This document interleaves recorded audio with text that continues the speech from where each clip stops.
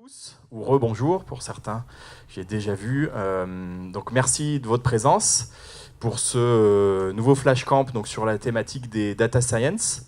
Donc pour cette présentation, on accueille ce matin Bertrand Pelletier, qui est data scientist et que je laisserai le soin de se présenter un peu plus précisément juste après.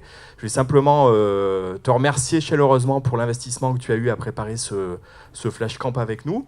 L'idée est née il y a quelques mois. En fait, on s'est rencontrés fortuitement à l'occasion d'une conférence et une personne dans l'assemblée avait posé, Bertrand avait posé la question sur que pensez-vous des data science et l'accessibilité de ce domaine aux entreprises de manière générale. La réponse était quelque chose qui relève un peu du lieu commun dans tout le monde. Moi-même, partagé au départ cette idée sur « Oula, mais c'est cher, c'est quelque chose d'assez inaccessible, on ne comprend pas ». Et donc, on s'est dit pourquoi pas traiter ce thème lors des Flash Camps, dont l'objet vraiment arriver à démocratiser, donner une première porte d'entrée vers différentes thématiques. Voilà, donc c'est l'objet de cette présentation ce matin. Comme d'habitude, n'hésitez pas à poser des questions, soit en direct, soit à la fin, puisque Bertrand pourra rester un petit peu ensuite pour échanger avec vous.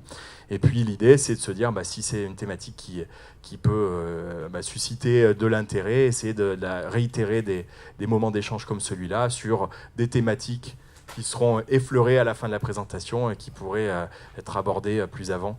Par la suite, voilà, donc merci de votre présence, merci à toi Bertrand pour ce travail, et puis à tout à l'heure, bonne présentation.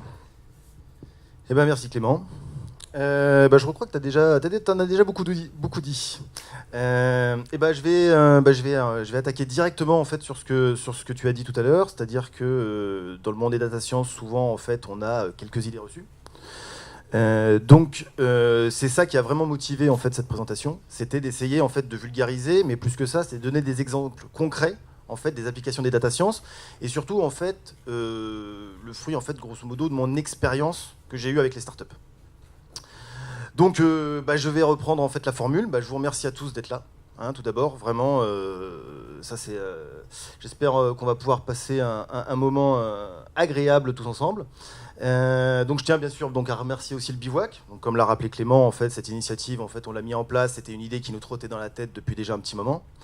Et je remercie aussi deux entreprises en fait de Clermont, Agaitis, avec Léo ici présent, qui m'a beaucoup aidé en fait à essayer de comprendre une des parties en fait des data science sur l'aspect plus technique.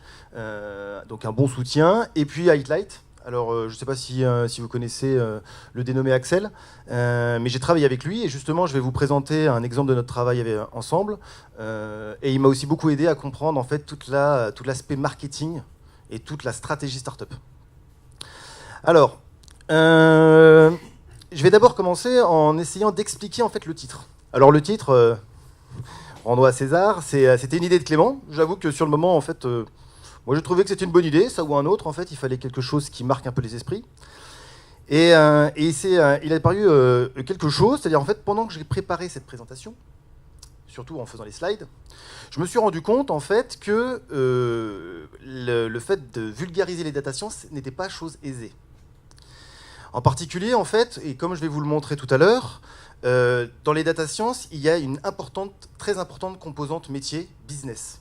C'est-à-dire qu'en fait, pour arriver à traiter des données, il faut comprendre de quoi parlent ces données.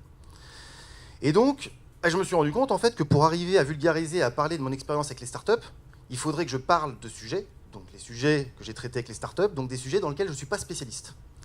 Donc résultat, en fait, je me suis dit, je vais faire une présentation sur un sujet que je ne maîtrise pas. Et donc, what the fuck.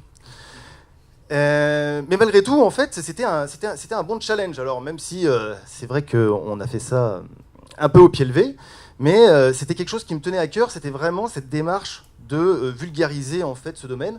Et c'est quelque chose qui n'a pas été fait énormément, faut reconnaître. Et vous allez voir pourquoi. Alors, pourquoi en fait je me suis lancé dans cette aventure de vouloir vous présenter de manière simple les data science? C'est parce que pour moi, c'est avant tout une passion. Je vous en prie. Et c'est avant tout une passion pour les data. D'accord? Et comme toutes les passions, c'est né en fait d'une expérience de vie, de plusieurs expériences de vie et d'un parcours. Le premier, en fait, il a été rappelé sur la presse de ce Flash Camp. J'ai un parcours polyvalent, entre guillemets. C'est-à-dire que j'ai été docteur, ingénieur en nanotechnologie. Et très rapidement, j'ai basculé en fait dans le monde indépendant et de porteurs de projets, en particulier dans les jeux vidéo. Et toujours centré, enfin toujours en essayant en fait de garder à l'esprit en fait une utilisation des datas et des outils qui tournent autour des datas. Et puis il est arrivé un événement. Alors je ne sais pas si vous avez entendu parler d'AlphaGo. Est-ce que ça évoque quelque chose pour vous ? Il y a 2-3 ans, un logiciel a réussi à battre le champion du monde de jeu de Go. Et ça a été l'exemple parfait de la victoire de la machine, et ça a surpris énormément de monde parce que il y a depuis longtemps, en fait, ça semblait impossible. Tout le monde nous disait, moi je me souviens quand j'étais à l'époque à Blaise Pascal, on parlait beaucoup en fait de tous ces sujets et on disait le jeu de Go est inaccessible en fait à la machine, jamais la machine arrivera à gagner en fait contre le jeu de Go. Au jeu de Go contre un champion. On disait à l'époque qu'on ne pouvait gagner que contre un bon débutant. Donc en fait, ça a donné un énorme coup de projecteur en fait sur le monde des data science puisque c'est un exemple de data science. Alors on va pas creuser le sujet, mais c'était vraiment intéressant de voir en fait cet énorme coup de pub que ça a fait en fait aux data science. Et enfin, le dernier événement, c'est ma rencontre avec un langage de programmation. Alors c'est curieux d'avoir une histoire intense avec un langage de programmation, mais moi ça a été mon cas parce que quand on était dans l'industrie, en fait, Python c'était pas, enfin dans mon domaine, moi j'étais à Grenoble, à ST Microélectronique. Python, personne m'avait proposé en fait d'y toucher ou quoi que ce soit. Nous, on était très MATLAB. C'était un logiciel, d'accord, qui est très performant, mais aussi très cher. Et en fait, Python, c'était l'outil parfait pour le bricoleur que je suis. Donc, l'idée, on va revenir un petit peu à l'objectif en fait de cette présentation, d'accord. Comme l'a dit très justement Clément, c'est d'avoir une première vision. Alors. Une première vision, comme on l'a dit, c'est de vulgariser, donc c'est de montrer par des exemples que le sujet est abordable, concret, et que, d'une certaine mesure, il est facilement applicable. Donc là, il faut quand même mettre des guillemets, parce qu'on parle quand même d'un sujet, en fait, qui est très, très complexe. D'accord ? Et ça, je pense que tout le monde en conviendra dans la salle. Et comme l'a dit Clément, l'idée, c'est de poursuivre sur ce sujet. C'est-à-dire, en fait, donc on fait un premier jet sur les data sciences, et ensuite, ce qu'on espère, c'est qu'il y aura d'autres flashcamps, d'autres présentations sur ce thème, pour essayer de creuser les choses, et surtout, et ça c'est très important, vous allez le voir par la suite, essayer en fait de faire une collaboration entre les différents acteurs. Parce que les data sciences, en fait, on pourrait dire, se cherchent, quelque part. C'est-à-dire qu'elles cherchent des applications, des nouveaux usages. Et ces nouveaux usages ne pourront apparaître en fait qu'en collaborant entre les différents domaines d'expertise. Il y a des initiatives qui sont en train de se mettre en place sur Clermont. Notamment, on en discutait tout à l'heure avec Clermont Tech. L'idée, ce serait de faire en fait des activités dédiées aux data science. Un autre exemple, l'année prochaine, en fait, l'école Sigma en fait, va proposer un cursus spécialisé pour les data science. Donc les choses sont en train de se mettre en place, et l'idée, c'est d'accompagner ce mouvement. Alors, avant d'attaquer vraiment avec des exemples et sur le cœur du sujet, j'aimerais revenir un petit peu sur l'origine du mot. Le terme data science est avant tout un métier. Alors, on est data scientifique. Alors le terme est assez flou, je reviendrai là-dessus, mais à l'origine, en fait, il y a eu plusieurs événements qui ont attiré en fait l'attention en fait sur ce métier. Donc j'en ai sélectionné 3. Le premier en 2006. La société Netflix, donc bien connue en fait pour ses services de vidéo en ligne, a mis justement en fait a rendu accessible à la communauté ces jeux de données pour optimiser son algorithme de recommandation. L'idée c'était que le meilleur gagne, et celui qui trouve le meilleur algorithme en fait gagne le cash prize. Alors c'est intéressant cet exemple parce que depuis dans le monde des data science c'est quelque chose d'assez on va dire commun, en fait, quelque chose une expérience qui s'est souvent répétée, c'est-à-dire que les entreprises mettent à disposition leurs jeux de données dans un tournoi pour, en fait, trouver des nouvelles solutions, en fait, algorithmiques à leurs problématiques. Et le terme est véritablement apparu. Alors ça, c'est assez curieux en fait, parce que on est à peu près dans la même échelle de temps. En 2008, le terme apparaît réellement avec 2 ingénieurs de LinkedIn en fait, qui se déclarent eux-mêmes data scientifiques. Et enfin, alors ça c'est quelque chose, je pense que vous avez probablement dû en entendre parler. En 2012, en fait, Harvard publie un papier dans lequel il décrit le métier data scientifique comme le job le plus sexy du 21e siècle. Alors là, on crée le buzzword. Là, c'est là que le buzzword naît véritablement. Mais ce n'est pas qu'un buzzword, bien évidemment. En fait, la raison en fait, de la montée comment dirais-je, qui a vraiment attiré en fait, le regard de tout le monde sur ce mot, c'est qu'il y a quand même des éléments factuels. Le premier, c'est la digitalisation. Et les big data. Alors les big data, on va revenir dessus plusieurs fois. En fait, on a quand même tous en tête que les data sciences nécessitent des big data. Ensuite, le matériel. Donc moi j'avais travaillé un petit peu dans le domaine. Donc le matériel, c'est la puissance des processeurs. Donc je ne sais pas si certains d'entre vous ont entendu parler de la loi de Moore. L'idée, c'était que la puissance des processeurs double tous les 18 mois. Et ça, c'est une loi qui s'est relativement vérifiée en fait, ces dernières années. Bien évidemment aussi, ça touche aussi tout ce qui est stockage, la RAM, les disques durs. Et enfin, un dernier élément, et non des moindres, qui me tient beaucoup à cœur, c'est les outils. Parce qu'on ne fait pas de science sans outils, on ne fait pas de recherche sans outils, on ne travaille pas sans outils.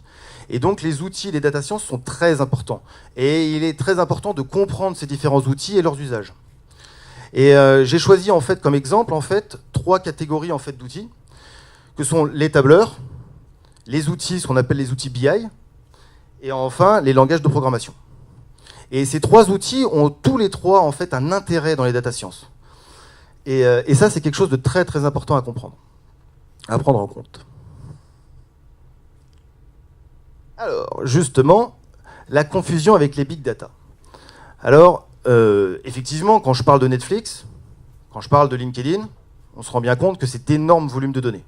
Donc là, on est typiquement dans les big data. Donc, ce qui a attiré en fait l'attention très vite, ça a été des applications parce qu'ils avaient les données pour les mettre en pratique. Mais, et c'est ce qu'on défend en fait depuis quelques années avec des acteurs, on essaye en fait d'étendre un petit peu notre champ de vision en disant que les data sciences n'ont pas forcément besoin de big data pour avoir des applications pratiques. Alors pour essayer de représenter, en fait, pour essayer d'illustrer ce fait, je vous ai montré ici l'évolution de l'intérêt pour les recherches. Donc grosso modo, en fait, le nombre de fois où le mot-clé sont utilisés. Et on voit en fait que la recherche de big data est en train un petit peu de se tasser, alors que pour les data sciences, en fait, on a une croissance continue et un intérêt en fait qui ne se dément pas. Alors aujourd'hui, on est au croisement, ça y est. Alors on ne va pas non plus conclure, on ne sait pas ce qui va se passer ensuite. Là, il y aurait, je dirais, 2 démarches en observant en fait ces courbes, c'est de dire soit on attend de savoir en fait si les data sciences vont vraiment pouvoir être utilisées sans big data, ou alors on commence vraiment de se poser la question des usages possibles des data sciences. Et ça c'est très important, et c'est un petit peu le but de cette présentation, c'est de montrer en fait des exemples pratiques, des exemples avec des startups, des exemples en fait qui sont applicables dès le démarrage en fait d'une entreprise également, un usage des data sciences, et où il n'y a pas de big data. Voilà. Donc là, pour le coup, c'est vraiment quelque chose de très important à prendre en compte. Alors, imaginons en fait qu'on parte du principe qu'on n'a pas besoin de big data pour faire des data science, et que vous êtes un recruteur. Vous dites, bon, il y a effectivement quelque chose à creuser, donc votre premier réflexe, ça va être d'aller regarder sur Internet ce que c'est que le métier de data scientifique, et pas simplement son historique. Et vous tombez sur ce schéma. Alors ce schéma, je l'aime beaucoup, parce que déjà, on le trouve sous différentes formes différentes, avec quelques petits changements, mais grosso modo, l'idée générale est toujours la même. C'est-à-dire qu'on a un mélange de maths et de stats, de computer science, de hacking skill aussi appelé hacking skill, et enfin, d'expertise en fait dans le sujet, ou, comme j'aime l'appeler, de business. Alors ça, ça fait écho un petit peu à ce que je vous ai dit en ouverture de cette présentation. Vous vous souvenez? Je vous ai dit, je me sens pas si à l'aise que ça finalement, parce que pour parler de data science, il faut parler de tous ces sujets, finalement. Donc ça veut dire que à partir du moment où on travaille sur des sujets différents, il faut être expert dans tous ces sujets. Et c'est pas possible. Et c'est tout le but justement de ma présentation. C'est de dire en fait que cette visualisation en fait des data science est aujourd'hui la moins pire que l'on a. Mais elle ne permet pas justement en fait de comprendre toutes les possibilités en fait qu'offrent les data sciences. Parce que elle nous oblige à considérer en fait les compétences d'un data scientifique. Et en particulier, j'attire votre attention sur quelque chose, notamment cette zone-là, là, par exemple. Je ne sais pas si vous la voyez. Dangerous Software. Alors ça, c'est très intéressant parce que moi, j'essaye de me mettre à la place d'un recruteur qui se dit qu'il va prendre un data scientifique et il se dit, bah, si jamais en fait, je me retrouve avec un data scientifique qui a assez de trucs, qui a assez de comptes, qu'est-ce qui va se passer? Est-ce qu'il va faire quelque chose qui va être dangereux pour mon business? Pas du tout. En fait, l'idée, c'est, on appelle ça aussi souvent la zone de danger, parce qu'en fait, si jamais on exploite des données sans connaissance mathématique ou statistique à minima, on risque en fait d'avoir des résultats qui sont absolument inexploitables. C'est pour ça souvent en fait qu'on dit que un data scientifique, en fait, il y a énormément de profils différents. C'est pour ça que cette vision en fait du métier en fait ne suffit pas. En fait, on est sur un mélange, sur un gradient de couleurs en fait de profils. Et alors, pourquoi en fait j'ai utilisé ce schéma? C'est parce que mon sentiment, c'est que dans mon expérience avec les startups, on a justement réussi à s'approcher de cette zone-là. Pourquoi? Eh ben parce que dans le cas d'une startup, en fait, on n'a pas les mêmes contraintes. Alors, vous me direz, mais on n'a pas de big data. Ah oui, mais alors là, on tourne en rond. Hein, il faut à un moment en fait arriver à casser en fait les idées reçues et à se dire bon bah ok, on n'a peut-être pas forcément les données, mais essayons quand même de jeter un œil pour voir ce qui se passe. Et c'est pour ça que j'arrive à mon premier exemple. Alors, un exemple concret, les enchères AdWords. Alors là, typiquement, là, il y avait beaucoup d'idées reçues.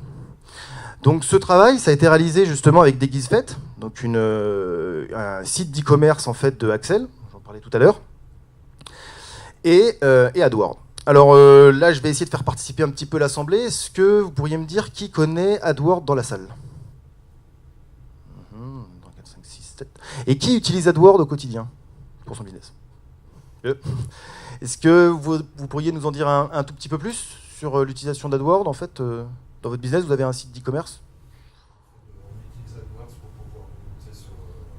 ça nous permet aussi de monter en termes de search. Et puis effectivement, les systèmes d'enchères sur des ensembles de mots-clés. Apparaître de faire du visitoire et d'amener des gens dans un tunnel de transactions. Est-ce que vous avez beaucoup de données? Oui, de data en fait. Est-ce que ça génère, est-ce que votre stratégie AdWords génère beaucoup de données? Alors c'est intéressant. Ouais. Ouais. Et vous avez une démarche par exemple de data science en fait sur ce thème? Aucune? Parce que justement en fait il y a des entreprises qui sont dédiées à ça, qui se chargent en fait d'optimiser votre stratégie AdWords. Et souvent d'ailleurs elles utilisent en fait des méthodes de data scientifique. Alors je sais pas, est-ce que peut-être vous avez appel à leur service? Très intéressant, le volume. Le volume, voilà, bah exactement, très intéressant, je vous remercie. Non, c'est ça, voilà. Ce qui s'est passé, c'est que moi, mon premier réflexe, c'était de dire, ok, Axel, parce qu'on se connaissait pas du tout, il vient me voir, on discute, on sympathise. Ça c'est très important, je reviendrai souvent là-dessus, hein, sur l'aspect humain en fait de ce travail, d'accord?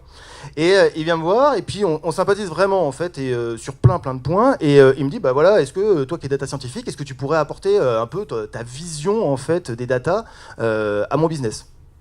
Donc moi je me dis il a besoin d'un outil d'aide à la décision en fait. Il a des données, il a besoin de les visualiser, de les connaître un petit peu mieux. Et justement en fait, il y a eu beaucoup d'idées reçues parce que justement ça venait beaucoup du volume. C'est-à-dire qu'en fait, quand j'ai commencé à travailler avec lui, immédiatement, certains collègues à moi, à Lyon ou ailleurs, m'ont dit mais on a déjà tout fait dans AdWords. Il n'y a plus rien à faire. D'accord? Il n'y a plus rien à faire. Excusez-moi, je crois que j'ai sauté une étape, parce que monsieur, vous connaissez AdWords, mais peut-être c'est pas le cas pour tout le monde. Alors AdWords, grosso modo, alors un exemple d'AdWords. Imaginons, là, on est dans une entreprise en fait de déguisement. Je cherche un chapeau de pirate sur Google, je tape chapeau de pirate, d'accord. Et là, on me propose en fait plusieurs chapeaux de pirate avec plusieurs sites d'e-commerce. Je clique sur l'un d'eux. Donc je clique par exemple sur Déguisefait. Au moment où je clique, d'accord, Axel paye une enchère qu'il a fixée. D'accord, bon, c'est un peu plus compliqué que ça, mais l'idée c'est, au moment où je clique sur le chapeau de pirate de Déguisefait, Axel paye. D'accord, que j'achète quelque chose ou pas. Donc toute la problématique d'AdWords, elle est là. C'est-à-dire en fait d'avoir la juste enchère pour apparaître devant les concurrents, mais pas payer non plus trop cher pour des produits qui ne se vendent pas. Voilà. Alors après, bien sûr, il y a beaucoup de subtilités. Comme je vous l'ai dit en introduction, ce n'est pas mon domaine. Mais avec Axel, j'avoue, il a été un très bon professeur, et c'est vrai que je me suis vraiment passionné pour le sujet. Donc, pardon. Chapeau de pirate. Chapeau de pirate, oui, j'ai pris cet exemple-là, je trouve que ça colle bien à un passionné de Python. Alors, donc, tout le monde me dit, oui, tout a déjà été fait dans ce domaine. Or, dans le cas en fait de Déguisefait, on avait une particularité et non des moindres. Justement, on parlait de volume tout à l'heure. On est sur un très grand nombre de produits, des produits qui n'ont pas une grande valeur en fait marchande, et surtout en plus qui sont saisonniers. C'est normal. Par exemple, les déguisements d'Halloween, on n'achète pas ça en plein milieu de l'été. Enfin, on peut bien sûr. Le déguisement de Père Noël, c'est pareil. D'accord ? Donc en fait, les déguisements, en fait, ils s'achètent à un certain moment de l'année. Et le problème, en fait, ici, c'est que, justement, on parlait tout à l'heure, il existe des sociétés qui se chargent de ça, mais ces sociétés pilotent tout, et par des algorithmes. Alors, vous voyez, un petit peu, en fait, on se retrouve un peu dans une espèce de confusion, où finalement, en fait, on délègue complètement, en fait, le travail d'analyse à des entreprises, et finalement, on finit par perdre, en fait, la vision produit. Donc, le but, en fait, de ce travail, c'était de remettre à plat complètement la vision produit. C'est-à-dire de repartir de zéro. Et c'est en ça que moi, je suis arrivé avec un œil neuf, et on a pu, en fait, par notre collaboration, essayer d'avancer. Alors, je le rappelle ici, ce travail, en fait, c'était un travail de collaboration entre un spécialiste du web et un data scientifique. Et c'est ce travail-là, en fait, qui était vraiment, en fait, générateur de valeur. C'est cet échange de connaissances. Et notre premier réflexe, ça a été, en fait, de mixer différentes sources de data, je vais y revenir. Donc comment on a procédé justement ? Alors on a fait en fait, là ici c'est une méthode typique de data science, c'est-à-dire on a mixé des jeux de données entre eux et on a essayé de recréer des nouvelles catégories. Donc comment ça se passe ? On a nos listes de produits, là-bas à gauche, on prend les données de data AdWords, c'est-à-dire les ventes que AdWords collecte, d'accord, plus d'autres informations, et on va les mixer avec les données en fait qu'Axel a de son propre site marchand. Donc ça, c'était quelque chose que ne faisaient pas les autres sociétés. D'accord ? Donc, à partir de là, on a recréé de nouvelles catégorisations des produits qui permettaient en fait d'avoir une vue d'ensemble en fait. Donc cette réduction du nombre de paramètres, ça c'est quelque chose en data science en fait qu'on appelle, qui porte le joli nom de réduction de dimension. Mais en fait finalement c'est juste en fait on combine des colonnes entre elles pour en avoir qu'une seule et simplifier notre modélisation. Donc, cette catégorisation, je ne l'ai pas fait tout seul. Je l'ai fait, justement, toujours en collaboration avec Axel. Par un échange, un feedback, un processus itératif. Et ça, c'est très, très important, parce que moi, je n'avais pas la connaissance métier. Donc, c'est par ce travail, par cette collaboration qu'on a pu avancer. Donc ensuite, on a nos nouvelles catégories. Alors, qu'est-ce qu'on en fait ensuite ? Eh bien, ça va nous permettre de piloter les enchères, parce que ce n'est pas une fin en soi. L'idée ici, et que je vais développer dans la suite de cette présentation, c'est que ce n'est qu'un point de départ. On a remis à plat notre vision produit, on a créé des nouvelles catégories, on les injecte à nouveau dans AdWords, ce qui nous permet en fait de placer des enchères sur tous les produits top, sur tous les produits bad et sur tous les produits unknown. Le but du jeu, bien sûr, c'est que en faisant ça, on minimise les risques. Parce qu'en fait, on ne va pas enchérir n'importe comment, parce que la société, elle perd de l'argent. Faire des tests, ça peut coûter très cher si on fait n'importe quoi. Donc l'idée, c'était surtout en fait d'essayer de savoir qu'est-ce qui se passait dans cette zone-là. Donc il y avait beaucoup plus de catégories. Mais le but du jeu, c'était d'essayer de comprendre en fait quels étaient les produits finalement en fait sur lesquels on n'avait pas assez de données. C'est-à-dire que il y avait dans Hypno, qui représentait une grande partie, près de 50% des produits en fait, il y avait une partie de ces produits qui faisaient des ventes sur son site internet, mais qui sur AdWords n'en faisait aucune. Alors ça peut sembler bizarre, mais c'est normal, parce que AdWords, lui, comptabilise uniquement le produit que j'ai cliqué. Il me dit, ce produit-là a généré des ventes. Il n'a peut-être même pas été vendu, celui-là. Donc en fait, il a fallu faire le lien et essayer en fait, de savoir quels sont les produits qui réellement en fait, font des ventes. Et ensuite, on est parti sur un processus itératif, où en fait, toutes les semaines, on remettait à jour notre modèle. Donc on réceptionnait de nouvelles données, puisque finalement, on enchérissait, en fait, on prenait un risque calculé sur les produits inconnus, on enchérissait dessus pour en fait leur donner une visibilité, et ensuite, en fait, modifier en fait nos autres catégories de top et de bad. Et ainsi de suite, ce processus itératif nous a permis en fait de générer de la donnée en fait sur notre business. Donc voilà. Donc la conclusion, c'est le but de ce travail, c'est on a produit de la donnée, mais en réduisant les risques. Ça, je reviendrai là-dessus. Le gros problème, en fait, mais c'est le problème de toutes les entreprises, pas simplement des startups, c'est de faire des tests, d'accord, tout en minimisant les risques. Alors, pourquoi ça a fonctionné ? Alors ça, c'est une vision en fait du travail de data science en fait qu'on essaye de mettre en place. Donc c'est encore en work in progress. Mais l'idée générale, elle est là. C'est-à-dire que, à partir du moment où on arrive dans un milieu où il y a de la data, où en fait il y a la possibilité de générer des données, on essaye en fait de raisonner par cycle. On va acquérir des données, donc là les données d'AdWords, les données en fait du site marchand, on va les analyser, et ensuite, pour soit créer des catégories, par exemple, et ensuite on va appliquer en fait ce modèle pour régénérer de la donnée. Alors, en fait, par rapport à tout ce que j'ai dit juste avant, le but, c'est bien évidemment en fait, qu'on n'a pas besoin de big data pour travailler. Puisqu'en fait, notre démarche de travail, c'est on crée de la donnée. Et là, ça a bien marché, je vais vous parler d'autres exemples. En fait, l'idée, c'est que même si on n'a pas beaucoup de données, si on applique ça suffisamment tôt, on peut générer de la donnée et donc utiliser les outils de data science. Et surtout, plus on va générer de la donnée, plus nos modèles seront précis, etc., etc. Et donc ça, c'est quelque chose qu'on a discuté avec Clément, en fait, et qu'on a appelé, en fait, on lui a trouvé ce petit nom, ça plutôt qu'un autre, la data stratégie. Donc la data stratégie, en fait, l'idée, ce serait en fait d'appliquer ça aux startups dès le décollage, d'accord ? Et cette stratégie de données, en fait, viendrait s'insérer avec les autres stratégies de l'entreprise. Et l'idée, c'est que plus tôt on s'en occupe, plus tôt, en fait, on arrivera à générer de la donnée. Moi, j'ai un exemple en tête d'une autre entreprise qui m'avait contacté, que je cite souvent, où en fait, il me disait, il serait bien que tu regardes nos données. Je lui dis, pas de problème, envoie ça. Il me dit, non, j'en ai pas assez.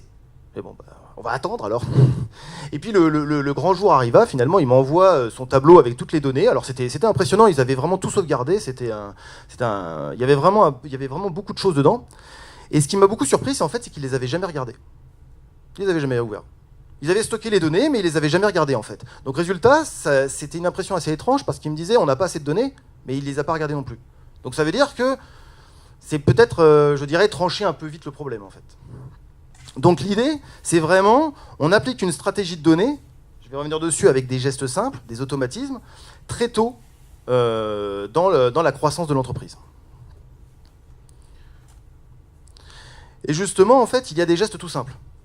D'accord ? Alors, la liste n'est pas exhaustive, d'accord ? Et elle va probablement s'étoffer dans le temps. Mais sur les points principaux, en fait, par exemple sur l'acquisition, je vous donnerai un exemple justement là-dessus. Conserver les données. Alors, est-ce que tout le monde conserve ses données ? Oui. Alors, le problème de conserver ces données, c'est bien sûr de se dire qu'est-ce que je conserve. C'est tout le problème. Oui, tout à fait, absolument. Oui, absolument. C'est ce fameux cycle. Tout à fait, il faut les collecter. Mais en fait, ce qui est intéressant, c'est que par exemple, en fait, surtout dans le milieu du web, toute entreprise du web, en fait, génère naturellement des données. Et c'est vrai que c'est pas forcément en grande quantité, mais l'important en fait c'est d'avoir déjà un début de données, et puis souvent en fait il y a des données, on ne croit pas que ça peut être intéressant de les conserver. Mais je vais revenir justement sur un de ces exemples, en fait, par exemple sur les techniques de prospection, notamment. Et quand bien même, donc vous avez raison, si jamais on n'a pas de données, il y a aussi une autre technique en fait, qui est celle en fait du sourcing. Alors le sourcing, en fait, on peut utiliser l'open data par exemple.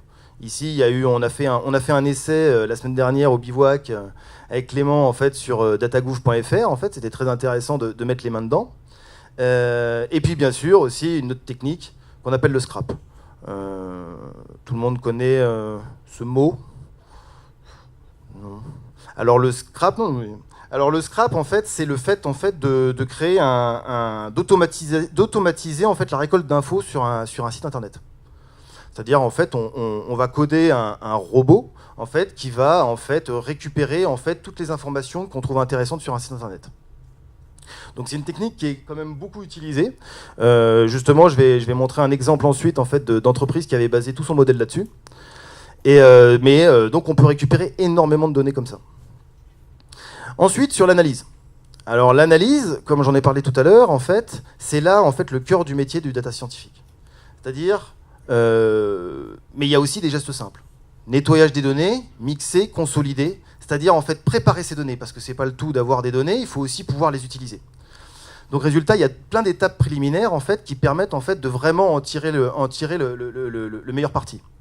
Et bien évidemment, c'est ce que je disais tout à l'heure avec mon exemple, de les interroger régulièrement, de pas attendre en fait, de pas les stocker dans un coin et d'attendre en fait de les regarder quand on en a suffisamment.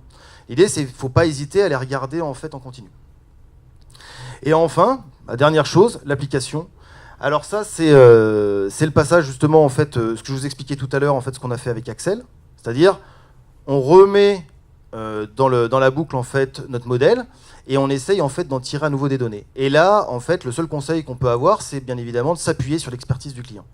C'est-à-dire, en fait, de comprendre son business, et essayer, en fait, de suivre, en fait, sa vue, et d'apporter, en fait, des solutions, mais d'abord, en fait, se dire, ce n'est pas mon domaine. D'accord ? Donc là, il y a vraiment une démarche très importante. Et bien évidemment, et je le rappelais tout à l'heure, mettre en place ce cycle, en fait, ça demande en fait de ne pas prendre des risques. Donc résultat, en fait, on va dire qu'il faut que ce soit indolore pour l'entreprise. Alors, un autre exemple, justement sur le scrap et sur la génération de données. Parce que là, en l'occurrence, mais vous aviez raison de le souligner, il faut des données. Vous voyez, on est toujours en fait à essayer de résoudre en fait cette quadrature du cercle. J'ai pas de données, donc je peux pas analyser. Donc comment je fais pour en avoir d'autres ? Enfin bon, voilà. Donc c'est un peu ce problème-là. Donc résultat ici, en fait, dans cette expérience, c'était le pilotage d'une stratégie pour le CRM d'une entreprise B2B de référencement. Trip Connection. Leur cœur de business, c'était en fait de trouver des guides touristiques francophones, d'accord, et de leur faire payer un abonnement en fait pour les rendre visibles sur leur site internet et proposer des voyages à la carte. Donc toute leur stratégie en fait était de trouver un maximum en fait de guides touristiques. Alors il y avait un premier problème, c'est que les guides touristiques, on parle de guides touristiques dans le monde entier. Donc résultat, le guide touristique, quand il part en fait dans la montagne ou dans la jungle amazonienne, en fait, il va pas garder forcément en fait un outil en fait pour consulter ses mails. Donc résultat, en fait, leur stratégie, c'était d'envoyer vraiment de faire un prospecting vraiment massif en fait pour arriver à avoir suffisamment de transformation. C'est là aussi où j'ai découvert en fait les mots growth hacking et sourcing. Oui, comme je vous disais, et une autre particularité, c'est que ils essayaient en fait dans leur technique de prospection. Donc l'idée c'était en fait de récupérer des adresses de contact, d'accord, avec ces guides, et de leur faire un scénario personnalisé. C'est-à-dire en fait de pas envoyer des mails complètement anonymes. C'est-à-dire en fait de regarder la personne, d'essayer d'avoir des informations sur lui, d'essayer de le convaincre en fait que ça pouvait être son intérêt de rejoindre en fait le site.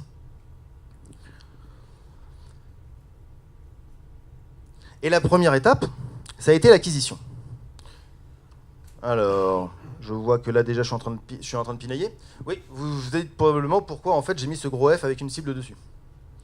Eh bien, c'est que, encore une fois, une rencontre, une discussion.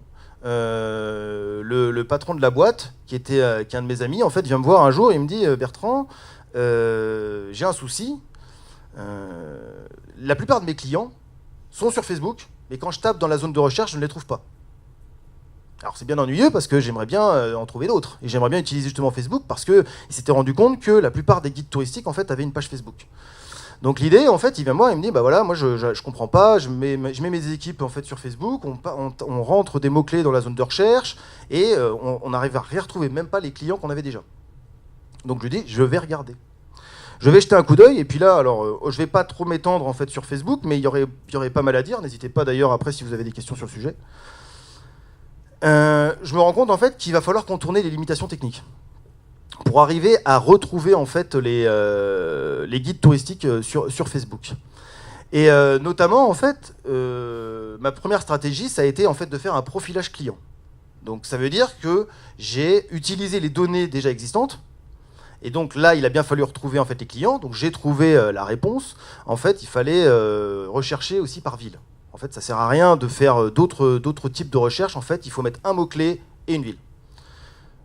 Et résultat, partant de là, j'ai pu retrouver en fait tous ces clients, mais où je pouvais utiliser directement en fait leur page.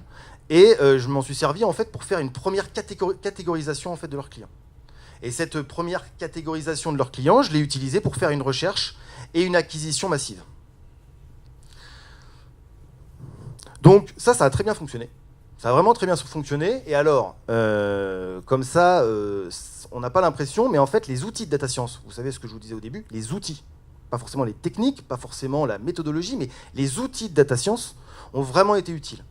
Parce qu'en fait, il a fallu en fait faire un tri en amont, absolument obligatoire en fait, pour éviter qu'il fasse absolument tout le travail à la main. Donc moi, en fait, d'ailleurs avec Python, j'avais à la fois en fait l'outil pour récupérer les données, pour les trier, pour les stocker, pour les exporter. Donc ça a été aussi en fait très pratique. Et la deuxième étape, alors celle-là, elle était pas prévue au départ en fait. Elle n'était pas prévue au départ, en fait, on récupère des prospects, ils font leur mailing, les clients répondent, ça fonctionne très bien. Donc résultat, plus aucune autre technique d'acquisition. C'était devenu la seule méthode d'acquisition en fait pour cette entreprise. Et en fait, ça tournait à plein régime. Mais alors, il s'est passé quelque chose, c'est qu'en travaillant avec eux, je me suis rendu compte en fait que, en fait, il y avait un travail colossal qui était fait en fait dans leurs locaux. C'est-à-dire en fait, quand je leur fournissais des dizaines de milliers en fait de prospects, ils triaient tout à la main. Normal. Comment faire autrement?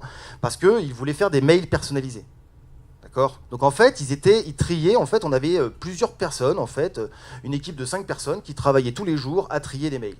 Et là, en fait, il faut se rendre compte, si moi je vous donne 10 000 pages Facebook et je vous demande de les trier à la main, c'est-à-dire en fait de me dire bon, pas bon, à la fin, vous allez avoir mal à la tête. Moi, vraiment, j'ai été vraiment impressionné en fait de ce travail et je me suis dit, stop, stop, juste stop. Donc, résultat, en fait, ce qui s'est passé, c'est que le travail de tri et de suivi, en fait, j'ai commencé à m'y intéresser. Donc, le travail de tri, c'était regarder un petit peu comment ils procédaient. Et surtout, essayer de mettre en place en fait, des bonnes habitudes. Vous vous souvenez, tout à l'heure, je parlais de gestes simples. Le geste simple, on parlait de ne pas jeter les données. Et bien justement, eux, ils jetaient tout. D'accord, tout. Car en fait, si le client ne signait pas le contrat, tout le reste des données partait à la poubelle. Donc je leur ai dit, on arrête, essayons, d'accord. Ça va vous prendre un tout petit peu plus de temps.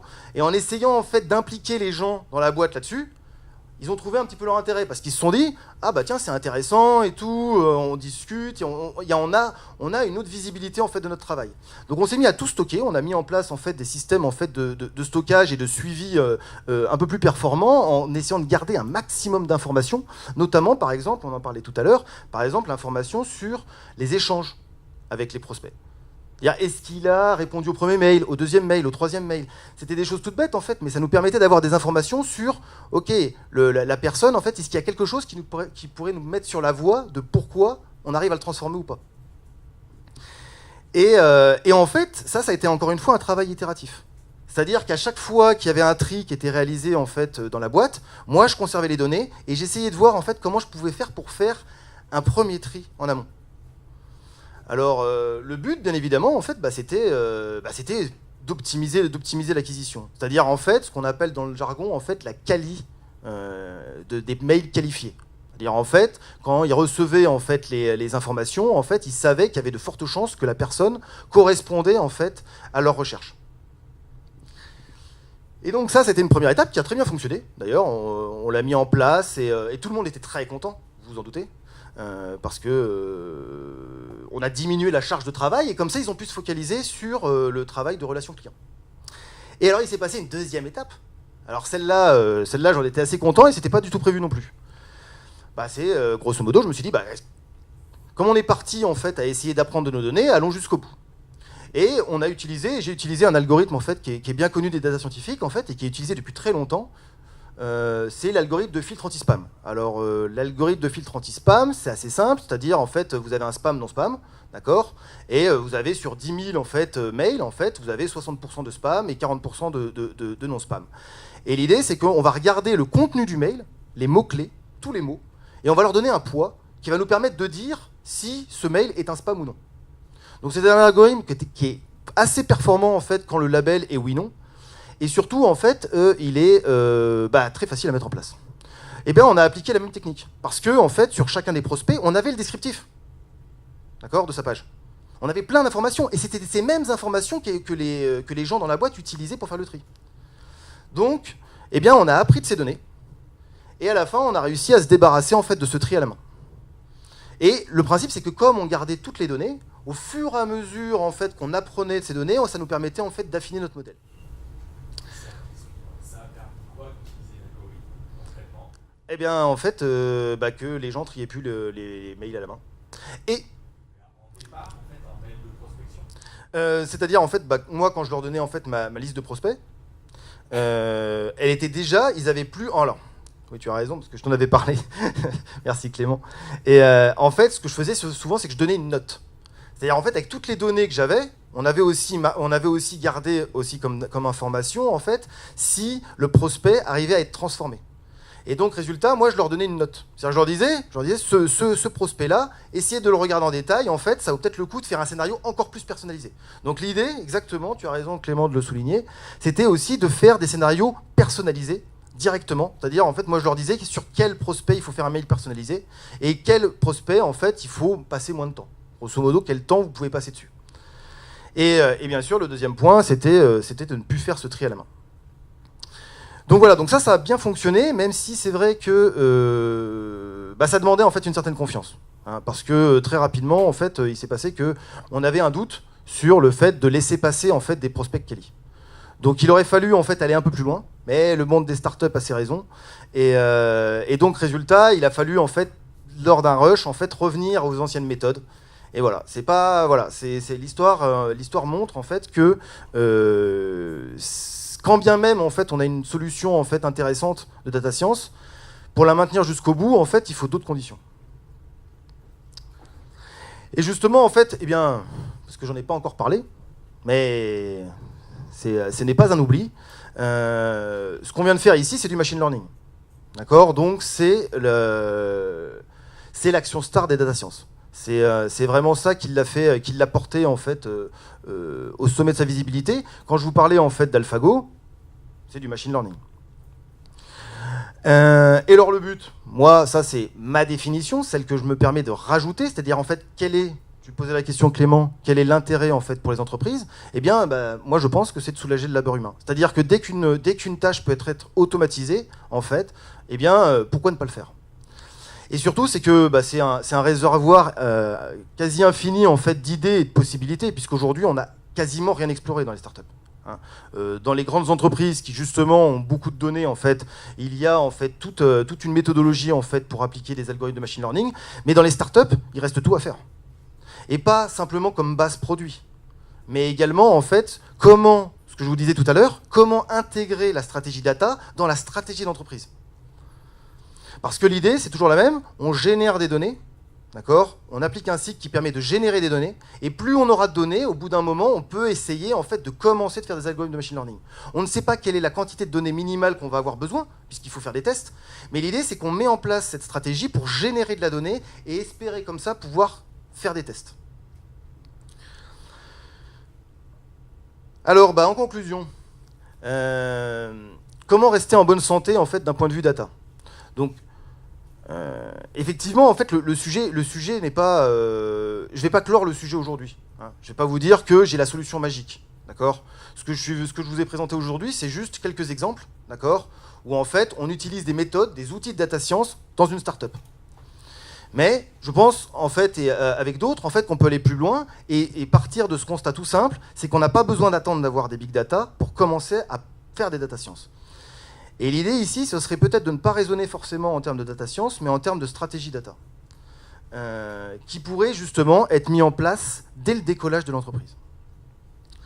Ensuite, mon expérience a montré que ce sont des choses en fait, qu'on peut mettre assez rapidement en place et à moindre coût, une journée, une personne. C'est-à-dire en fait toute la stratégie d'acquisition, d'analyse et d'application, il n'y a pas besoin d'avoir plusieurs métiers. Je ne sais pas si vous vous souvenez en fait, des multicompétences en fait, du data scientifique. Là, on a une seule personne. On n'a qu'une seule personne. Et après, on pose des questions simples. Est-ce que j'ai des données ? Est-ce que mes données en fait, sont utilisables ? Vous vous souvenez tout à l'heure, je parlais de les nettoyer, etc. Et est-ce que en fait, je peux avoir des valeurs sur ces données ? Et ces questions en amènent d'autres après. Est-ce que j'ai besoin d'autres types de données ? Donc on parlait du sourcing, l'open data, le scrap, etc. Donc toutes ces questions-là, c'est des questions qu'on va mettre à plat en fait, avec le chef d'entreprise pour essayer de voir en fait, comment établir une stratégie data sur la durée. Donc, comme je vous l'ai dit en introduction, c'était une tentative de vulgarisation. J'espère que vous l'avez apprécié. Mais c'est vrai que c'est un peu un numéro d'équilibriste. Et j'ai bien conscience que d'une part, en fait, le sujet n'est absolument pas clos. Comme je vous le disais, je ne pense pas en fait, que ce soit des solutions en fait, applicables à tous. On est dans du sur-mesure, d'accord ? On est dans du travail en fait, de test, de l'expérimental, d'accord ? Mais c'est aussi un peu comme ça que le monde des startups fonctionne. C'est-à-dire, en fait, il faut essayer de faire bouger les lignes. Et moi, de mon expérience personnelle que j'ai eue en fait, pendant ces 2 ans en tant que freelance avec les startups, c'est que j'ai rencontré des gens qui étaient vraiment ouverts à essayer de découvrir des domaines qu'ils ne connaissaient pas. À chaque fois, en fait, la personne que j'avais en face de moi avait entendu parler de data science, mais n'avait jamais travaillé avec un data scientifique, ne connaissait pas les outils de data science. Et pourtant, il n'y a eu aucune barrière, la plupart du temps, en fait, à un travail collaboratif extrêmement productif. Donc, en fait, cette première présentation en fait, sur les data va en amener d'autres. Parce que dès qu'on va commencer de générer des données, on va se retrouver en fait avec d'autres problématiques. Plus connues celles-là, mais d'importance, les big data. C'est-à-dire finalement, en fait, dès qu'on passe en fait, un certain seuil, on doit en fait, changer notre méthodologie de travail. Et puis les autres métiers. Ce que je vous expliquais tout à l'heure, en fait, cette vision en fait, du métier data scientifique a amené en fait, une subdivision de métiers en fait, ultra spécialisés. Et donc il faut les connaître. Et enfin, on terminera là-dessus parce que ça sera pour une prochaine présentation. Je préférais pas trop en parler pour éviter de mélanger, de tout mélanger. L'IA. Voilà. Je suis sûr d'ailleurs qu'il y aura d'autres présentations là-dessus puisque c'est devenu aussi un sacré buzzword. Voilà, je vous remercie de votre attention et puis j'espère que vous avez apprécié.